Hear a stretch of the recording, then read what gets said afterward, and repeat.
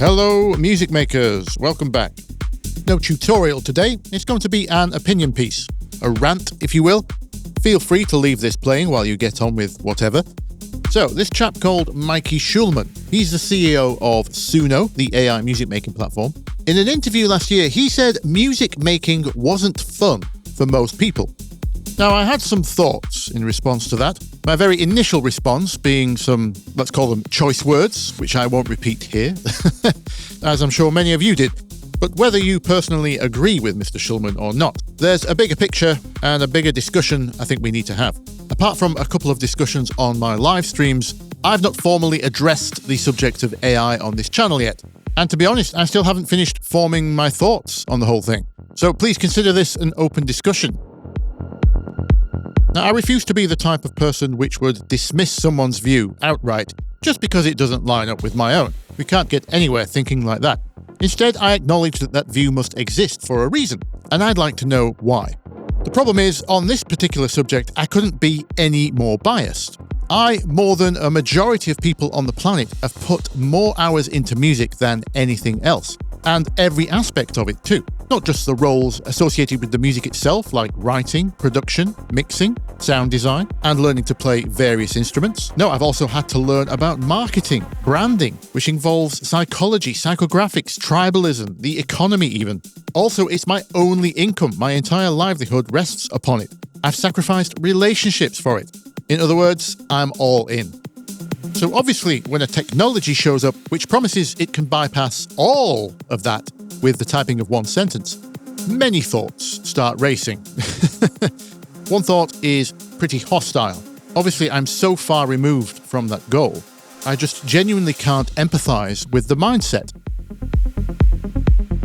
In fact, it brings to mind Rocket League. I know, bear with me.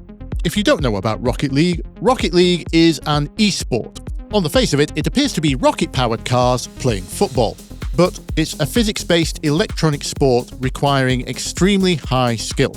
And to reach the professional levels of this esport takes an equivalent amount of dedication and time as a real physical sport. Basically, it becomes their entire life. Now, Rocket League used to be unique among esports in that it was impossible to cheat. The structure of how the game was built and its physics-based nature made it impossible to run, say, an auto-aim program like some other games suffered from, such as Counter-Strike, for example. Well, that was the case until around mid-2024, where players online started reporting inhuman behaviors. Someone had used machine learning to train a bot and would get that bot to play for them. They also made some money selling that technology to other players. Fast forward a year and a bit, and these bots had got so good they started to appear in professional level lobbies. Not actual international competitive matches, but they'd reached that level. Now, I had put quite a few hours into Rocket League. When your hobby becomes your job, you need a new hobby, don't you? Anyway, I was always confused by the mindset of the person who would buy one of these bots. If you could just press a button and have it play the game for you, I don't understand the point. For me, the value came from the learning, the improvement, the skill, and the payoff of the results when you could measure those results against others in competition. Now, for those that don't value that, for those that would buy the bots, I would always presume the worst of them, like are they a sadist or a narcissist, getting value or joy from gaining an unfair advantage over others or putting others at a disadvantage? Now, in this case, we can talk about fairness because this is a competitive sport. The sport has rules. But what about music or art in general? Maybe it comes from being bitter, having tried and failed in that particular field. Does Mikey Schulman believe people don't like making music because he could never figure out how to work his DAW? Or maybe he did put his 10,000 hours in but just never saw success. I doubt we'll ever find out. Maybe it's not so nefarious. Maybe it's just purely entrepreneurial. The Rocket League bot sellers can make some money, and maybe Mikey Schulman just wanted to fill a gap in the market. With VCs practically throwing money at tech startups in the AI field, the whole music space was wide open, and maybe that music making isn't fun statement wasn't a weak take, it was more of a post-justification sales pitch to shareholders. Now, so far, my train of thought has been rather binary, good or evil, but obviously there's a whole spectrum of nuance here. Recently, I was speaking to a writer who loves Suno. She's a lyric writer. Now, a dedicated lyric writer I can really empathize with. I call them incomplete poets, because a normal poet would just write for the sake of poetry. That's all they do. They know there is no industry in which they can enter, so they just write. They have to write. Like any artist, they have to get it out. But there's rarely an expectation of a career from that. Whereas dedicated lyric writers, they're essentially poets which are dependent on musicians. And back in the day when you actually needed a team to make music, if you were good at lyrics but couldn't play an instrument, or know anyone that played an instrument, or didn't know or have the tech to make beats, you were kind of screwed. And sure, you could say learn how to use some software, but being a lyricist doesn't mean you're also a good singer. I always say respect the rabbit hole. Lyrics are their own field of expertise. I would consider myself a musical expert. I've dedicated my life to music, but I am terrible at lyrics. It's a separate field and one I have still not learned. So when a lyricist tells me they're elated because finally their hundreds of songs they have written down they can finally hear put to music, I can totally understand the value in that. Now, there are some which would argue about the loss of jobs, but I'm not here to bemoan that at all. The first reason being the modern reality of music is not that. In any art form, less than 2% ever see a return from it. That lyricist wasn't going to be hiring anyone before free technology became available. No jobs were lost there. Collaborations don't usually begin because people are getting paid. The second reason is all disruptive technology throughout our entire history has caused a displacement of jobs. And we are the modern benefactors of that technology. Thousands upon thousands of extremely talented calligraphists used to manually write down every single letter of every word in every book that was read for hundreds of years. Every single one lost their jobs practically overnight when Gutenberg invented the printing press. And now we have ebooks and audiobooks. And as a modern music example, the same debates arose in the 80s, with arguments like if having a computer involved in the music making process was music at all anymore. Would drum machines replace drummers? And of course we can't forget Roland's biggest flop, the 303. Its original intention was to replace bass players. Now, if you're still itching to comment about the loss of jobs, feel free to type below using your mobile technology device made from child labour sweatshops in China. No, I'm not here to complain about that. Here's more of a murky example. One of my DJ clients was offered a vocal to work with. This happens a lot. When you start to get well known, publishers, labels, and agencies will start to reach out with vocals they want you to work with. Usually the vocal has already been recorded and they'd like you to produce a track around it. So after a few months of work and some back and forths, the agency are really happy with the results. However, then they turn around and say, in order to release the track, they would like $10,000 for the use of that vocal. And also, by the way, there are 5 other writers involved in writing that vocal, so we would need to split the writing another 5 ways. By the way, this track wasn't even a full verse-chorus pop type track, it was a club track. My client clearly wasn't very happy. In fact, he responded to them by arguing that our months of work were also worth $10,000, and they would need to pay that in return if they wanted to use our track. Suffice to say, negotiations broke down. The thing is, there was a record label which wanted to put the track out, and they were waiting. So rather than squander the opportunity, my client used Suno to generate a new vocal.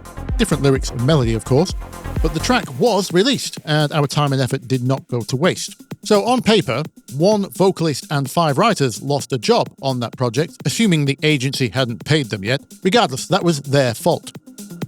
The bit I don't agree with is none of the artists who combined to train the vocal output we used were compensated via Suno. And I'm sorry, but you can't tell me a bleeding-edge tech company with a market cap of $2.5 billion doesn't have the technology to track what references it used to train an output. I refuse to believe that. Of course, some of you have wanted to know, have I used AI? The answer is yes, but not in any music-making process yet. Currently, AI doesn't solve any musical problems for me, but I have been using it for research. After the enshittification of Google, I found a well-prompted AI search will perform better, as long as you do your due diligence on its sources, of course. I have also used AI to generate some images for my tutorials and to generate artwork for some releases. Now, I might sound successful to some of you guys because my entire income comes from music, and that is indeed one of my measures of success. It's literally my dream job. But I never said I was wealthy. Part of making this work is being extremely thrifty. Right now, I don't exactly operate at the kind of margins where I could afford to hire an artist. A fellow producer colleague tried to berate me over Christmas dinner about this subject, proudly proclaiming they made all of their own album covers. But I pointed out that they had built that into their brand story. The way I have built this brand of Bthelick, everything you know me for has nothing to do with the artwork on my releases. I know enough about brand identity that I can confidently say if I hired a real artist to do my cover artwork, it would not affect our success at all. Speaking of Christmas dinner, here's the jumper I wore to it. Or should I say sweater, for those of you across the pond. Isn't that wonderful? It's by a UK artist called Jim'll Paint It. I have a couple of t-shirts by him too. The chap on this t-shirt is called Fred Dibner, very much a local hero in the northwest UK. Someone who scales extremely high structures, like chimneys and steeples, in order to dismantle them or repair them. Here he is taking down the Tower of Sauron from Lord of the Rings. Amazing. And then there's this one. This blue character was called Bert. It's from a claymation cartoon I grew up watching as a child called Trapdoor. Bert's job was to guard a trapdoor and stop monsters coming out of it. He wasn't very good at it. In the cartoon, he didn't have a shotgun though, it was a children's cartoon. This is a crossover with a famous comedy horror film called The Evil Dead, where the protagonist in that film wielded a shotgun he called his boomstick in order to dispatch monsters. Incredible stuff. Why did I feel the need to bring this up though? Well, it got me thinking about value. And where does it come from? Because I'm sure you could get these characters to be drawn by AI, if you were deliberate enough with your misspellings in order to get around the copyright safeguards, of course. But that wouldn't have the same amount of value to me, because there's one more thing I didn't tell you about Jim's artwork. Jim has to keep an old Windows XP machine alive because all of his artwork is drawn with a mouse in Microsoft Paint. Now, I'm not saying hard work alone is equal to good art, but the fact that this poor chap puts himself through that in order to create these great artworks makes them all the more special. That extends even to how our money system works, right? Because the currency we used to have inherent value because it was a receipt for gold.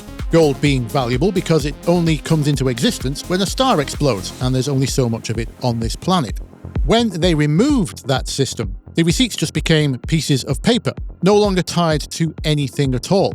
This so-called money we have today, be it the paper or the digital display in a bank, has no inherent value. In fact, if you get nerdy like I do and trace the whole system back, it turns out the only reason this currently works is because we all agree to work for this currency. And isn't that a lot like art? Obviously, at the end of the day, it comes down to what do the audience value. In terms of an audience that's willing to pay for music, Suno does have 5 million paying users, but Spotify alone has 281 million paying users. That tells me people still care. Even if the Rocket League bots get better than the professionals, nobody's going to travel to an arena to watch the bot play Rocket League. Exactly in the same way that no one's going to go to a concert and watch people type sentences into Suno. So, yes, Mikey, sometimes making music is a bit of a pain. It's hard to learn music theory, hard to learn software, and it's hard to learn about people. But it is exactly that which gives it value. Okie dokie. As always, I hope you learned something. If you did, you know what to do. And if you're feeling extra generous, there's a link to buy me a coffee in the description. Get typing your thoughts down below, and I will see you there next week in the comments. Bye-bye.